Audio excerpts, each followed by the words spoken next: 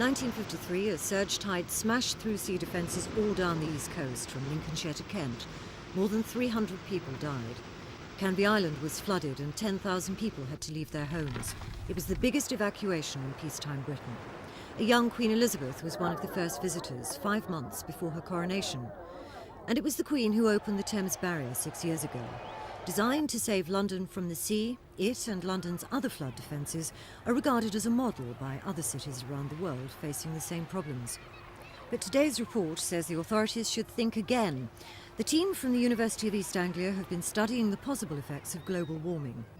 If their worst predictions prove accurate, safety margins which were expected to last until the year 2030 could be broken within the next 15 years, which they say would leave us with the same risk of flooding as bad as 1953. Even if their best predictions are right, they say the barrier would have to be redesigned before the year 2030 and another metre added. Well, it's important to keep the level of protection up for London. Obviously it's the capital city and there are many important vaults and law courts and obviously people living in hazardous areas which you should protect. So you want to try and keep this 1 in 1,000 protection for the people of London and also the buildings.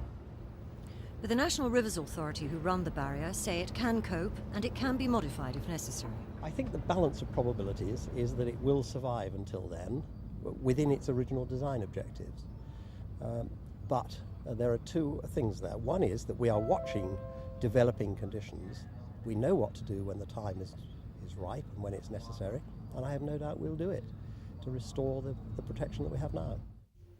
The report also calls for one body to coordinate the response to a major London flood.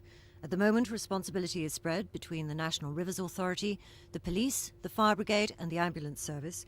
The government is also involved. Playing a part are the Department of Transport, the Department of the Environment, the Home Office and the Cabinet Office. The capital's 33 local authorities are also involved. Little wonder then that the London Emergency Planning Information Centre says flood planning is chaotic. And a lot more research is needed to gauge the effects between the barrier and the sea, where they feel the foundations of the existing flood walls may not be deep enough to be heightened. They do stress flooding isn't inevitable, but the risk will gradually rise. Tricia Ingram's Thames News.